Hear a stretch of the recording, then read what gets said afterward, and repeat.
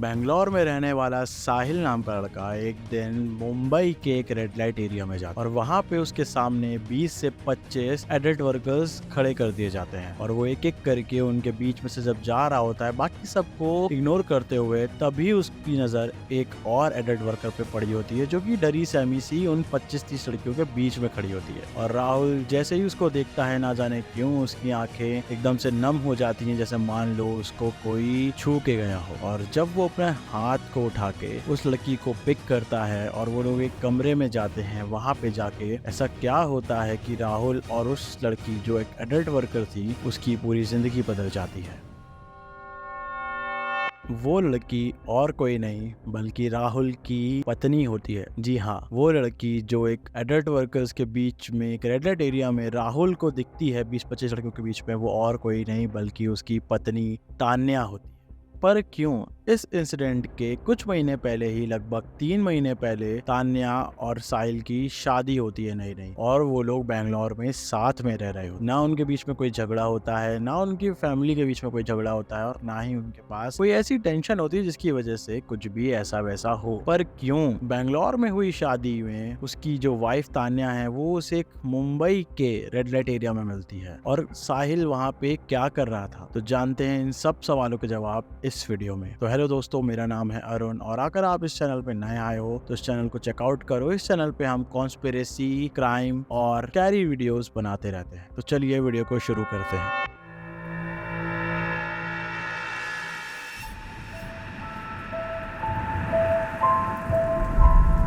तो ये कहानी शुरू होती है उस इंसिडेंट से लगभग 3-4 महीने पहले से, जब साहिल और तान्या एक दूसरे को देखते हैं और उनकी फैमिली उनकी शादी करवा देती है। और शादी के बाद साहिल और तान्या बैंगलोर में आ जाते हैं, जहाँ पे साहिल एक एमएनसी में वर्क कर रहा होता है, एक अच्छी पोस्ट पे। और उनकी फैमिलीज भी आपस में काफी सही रहती है, मतलब कोई भी डाउरी का केस या कुछ ऐसा नहीं। और साहिल और तान्या भी अरेंज मैरिज के बाद धीरे धीरे प्यार होना उनको शुरू हो जाता है। सब कुछ बढ़िया चल रहा होता है, न्यूली वेड्स, और क्या ही चाहते हैं? साथ में रहना, साथ में टाइम स्पेंड करना, अच्छी जॉब, अच्छी फैमिली में रिलेशन अच्छे। तभी कुछ दिनों बाद साहिल को उसके ऑफिस से अचानक से मुंबई भेज दिया जाता है एक नए प्रोजेक्ट के चलते। और ना चाहते हुए भी साहिल को वहाँ पे जाना होता है, क्योंकि शादी के बाद रिस्पॉन्सिबिलिटी बढ़ जाती है और उसको प्रमोशन चाहिए होती है। तो वो मुंबई जाता है। ऐसे ही 1-2 दिन निकल जाते हैं और जो तान्या है और साहिल है वो आपस में वीडियो कॉल्स के तरीके से कनेक्टेड रहते हैं। और तान्या के बारे में अगर मैं बता दूं तो तान्या हर चीज साहिल से शेयर करती है, इवन अपने पेरेंट्स और उसके इन लॉज के साथ भी हर एक छोटी छोटी चीज शेयर करती है। तो वैसे ही 2 हफ्ते निकल जाते हैं। तान्या साहिल के बिना बैंगलोर में एकदम अकेली सी हो जाती है, पर हर दिन वो अपनी हर चीज साहिल के साथ शेयर करती है, अपनी फैमिली के साथ शेयर करती है, अपने इन लॉज के साथ शेयर करती है। तभी एक दिन साहिल बोलता है कि क्यों ना तान्या तुम भी मुंबई आ जाओ, साथ साथ में घूम भी लोगी और हम यहाँ रह भी लें, और मेरा प्रोजेक्ट भी जल्दी खत्म होने वाला है। तो तान्या एक्साइटमेंट के मारे एकदम से खुश हो जाती है और ये बात अपने इन लॉज और अपनी फैमिली को बताती है। तो तभी 7 अक्टूबर 2011 को साहिल उनका टिकट करता है तान्या का, और तान्या बेंगलोर रेलवे स्टेशन से मुंबई के लिए निकलती है और वो 8 अक्टूबर 2011 को ट्रेन में बैठती है। सफर कुछ 1000-2000 किलोमीटर का होता है, और वो जब ट्रेन में बैठती है तो सबसे पहले अपने इन लॉज को फोन करती है, उनको बताती है कि वो अपने घर से स्टेशन आ गई है और उसको सीट मिल गई है और वो आराम से बैठ गई है। फिर अपनी फैमिली को फोन करती है और उसके बाद साहिल को फोन करती है कि वो बैठ गई है ट्रेन में और वहां से निकलने वाली है। और ये 2011 का समय चल रहा है। तो क्या कभी हम सफर पे जाते तो हमारे घर वाले, हमारे दोस्त सब यही कहते थे ना कि अनजान लोगों से कुछ मत लेना, कुछ मत खाना। तो वैसे एक केयरिंग हस्बैंड की तरह साहिल भी तान्या से कहता है कि आराम से जाना, कोई कुछ दे तो खाना नहीं,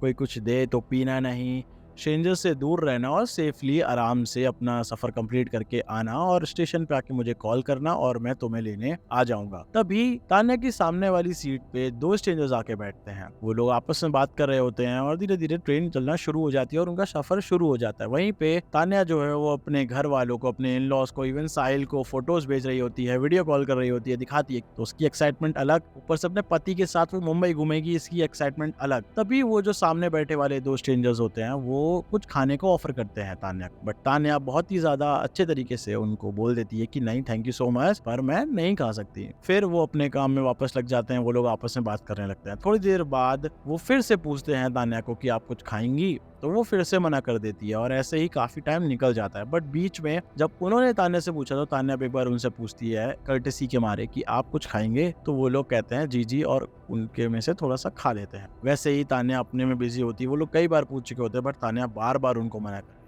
तान्या लगभग पूरे सफर में अपनी फैमिली को, अपने इन लॉज को, अपने हस्बैंड को पिन पॉइंट चीजें बताती रहती है और वीडियो कॉल के थ्रू सब कुछ दिखाती रहती है। और मुंबई से तान्या जब 150 किलोमीटर दूर होती है तब वो साहिल को फोन करती है कि मैं 150 किलोमीटर बचे हैं और आप आ जाइएगा स्टेशन पे। साहिल कहता है ठीक है, जब तुम पहुंचना मुझे कॉल कर देना, मैं स्टेशन पे तुम्हारा इंतजार कर रहा हूँ। तभी वो जब बिजी होती है, वो दो स्ट्रेंजर्स उसके सामने वाली सीट पे बैठे होते हैं, तब तक उनसे नॉर्मल हाय हेलो हो चुकी होती है, इतना लंबा सफर है, हमारी बात होने लगती है। वो दो लोग 3 कप चाय मंगाते हैं, 2 अपने लिए और 1 एक्स्ट्रा।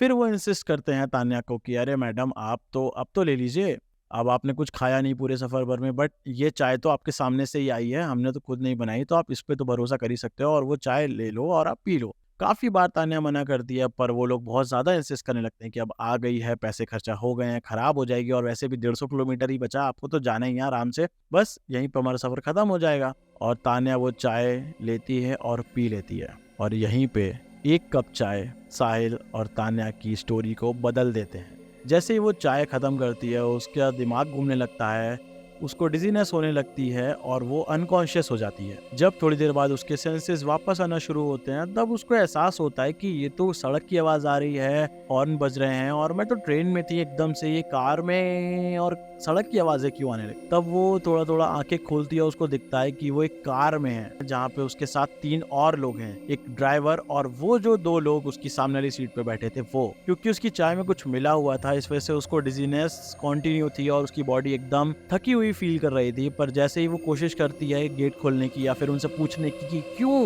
मैं कहाँ हूँ, तुम लोग कौन हो, वैसे ही उनमें से एक उसको इतनी जोर का थप्पड़ मारता है कि तान्या फिर से बेहोश हो जाती है। उन दोनों लोगों ने मात्र 45,000 रुपए के लिए तान्या को एक रेड लाइट एरिया वाली आंटी के यहाँ बेच दिया होता है। तो सोचिए कहाँ 150 किलोमीटर बचे थे उसको उसके पति के साथ मुंबई में घूमने के एक्साइटमेंट के, और कहाँ 1 कप चाय उसको सीधा एक रेड लाइट एरिया में पिकवा देता है। और इधर साहिल उसका वेट कर रहा होता है स्टेशन पे कि 150 किलोमीटर तो खत्म हो गए हैं और अभी तक ये क्यों नहीं आई है। ट्रेन के सारे बोगीज चेक कर लेता है, फोन मिलाता है पर फोन भी नहीं मिलता है, सीसीटीवी चेक कराता है नर्वस होने के बाद, क्योंकि भैया बहुत देर हो चुकी होती है, अभी तक उसकी वाइफ, जो ट्रेन आ चुकी है पर उसकी वाइफ कहीं नहीं दिखती। सारे रेलवे स्टेशन के आसपास के कैमरेज वो चेक करता है पर उसको कोई नहीं मिलता। वो आरपीएफ को इन्फॉर्म करता है पर आरपीएफ को भी कहीं पे उसकी वाइफ नहीं दिखती है। और फिर साहिल बैंगलोर चला जाता है और वहां पे स्टेशन पे चेक करता है पर वहां पे उसको दिखता है कि उसकी वाइफ चढ़ी तो है, स्टेशन में आई तो है, पर उसके बाद ट्रेन चली गई है और उसकी वाइफ तब भी उसमें थी, पर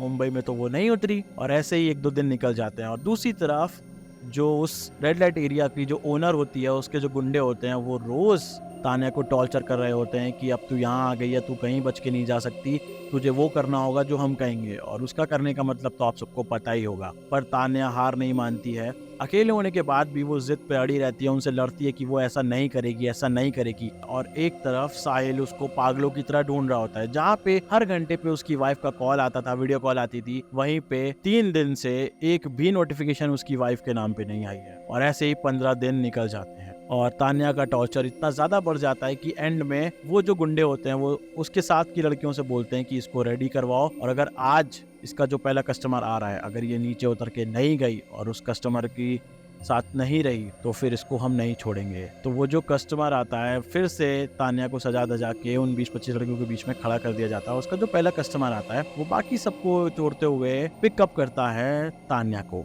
और वो लोग अपने रूम में चले जाते हैं। तान्या बहुत ज्यादा रो रही होती है, उदास होती है, और कुंडी बंद करते ही वो उस इंसान को जो उसका कस्टमर बन के आया होता है उसको सब कुछ बता देती है कि उसके साथ क्या क्या हुआ है, कैसे कैसे हुआ है, और वो शादीशुदा, उसका हस्बैंड उसका वेट कर रहा होगा। और हैरत की बात यह है कि ऐसी जगह पे भी एक आदमी जो एक रेड लाइट एरिया में गया है वो बिना कुछ करे तान्या की बात को सुनता है और उसकी मदद करता है। वो अपना फोन देता है और तान्या अपने हस्बैंड को फोन मिलाती है। 15 दिन से जो आदमी अपनी वाइफ को ढूंढने के लिए हर एक फोन उठा रहा था, जब उसके फोन पे एक अननोन नंबर से फोन आता है वो उसको तुरंत से उठाता है और इस बार उस तरफ से उसकी वाइफ की आवाज आती है, पर वो आवाज सहमी हुई, डरी हुई और रोती हुई थी। और ये सुनते ही मानो साहिल के पैरों के नीचे से जमीन खिसक जाती, पर कहीं ना कहीं उसको अश्योरिटी होती है कि अब उसकी वाइफ से एटलीस्ट उसकी बात तो हुई है, वो जिंदा तो है कम से कम। और तान्या रोते हुए उसको सब कुछ बता देती है और वो जो स्ट्रेंजर है वो वहां से चला जाता है। अब साहिल के पास एड्रेस था, उसको पता था उसकी वाइफ जिंदा है, पर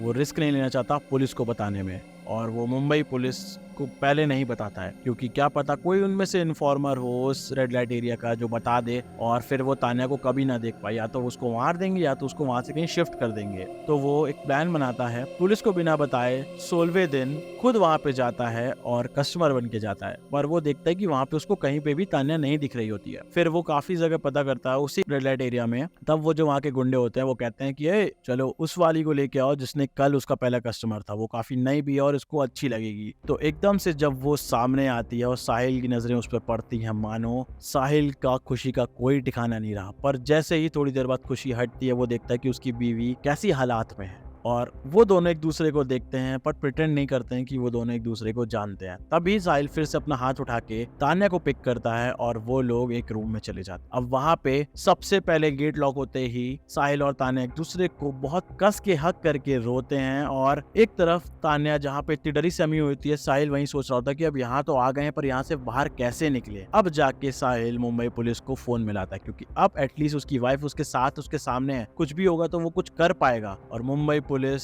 साहिल की बात सुनती है और बिना देरी करे उस रेड लाइट एरिया में जाती है पूरी फोर्स के साथ और उन दोनों को बचा के बाहर ले आती। और ये हमारी पहली स्टोरी थी जिसमें कोई भी नहीं मरता है, और पर एक बहुत ही दुख के साथ ये कहना पड़ता है कि आज भी पब्लिक ट्रांसपोर्ट में, रेलवे स्टेशन में या कहीं पे भी बहुत सारी ऐसी बच्चियां, औरतें, इवन बूढ़ी औरतें और छोटे बच्चे ऐसे हैं जो ऐसे ही चाइल्ड ट्रैफिकिंग में शामिल हो जाते हैं। इसीलिए कहा जाता है कि बाहर अनजान आदमी से कभी भी कुछ मत लीजिए, कुछ भी मत खाइए, और जब आप घर के बाहर निकले तो हमेशा अपने पेरेंट्स को, अपने पार्टनर को, अपने दोस्तों को इन्फॉर्म करके रखिए। तो यही थी आज हमारी कहानी एक प्यार की, जहाँ पे एक हस्बैंड अपनी वाइफ को बचाने के लिए बिना किसी क्वेश्चन के, क्योंकि कहीं और कोई होता तो अगर वो सोचता कि अरे भाई उसकी 15 दिन तक उसकी बीवी रेड लाइट एरिया में थी, बट साहिल का प्यार जो उसकी वाइफ के लिए था और उसकी वाइफ का जो भरोसा उसके पति पे था कि वो ढूंढते हुए आएगा, वो सही होता है और दोनों लोग साथ में रहते हैं। और आज भी साहिल और तान्या साथ में है, खुशी खुशी हैं,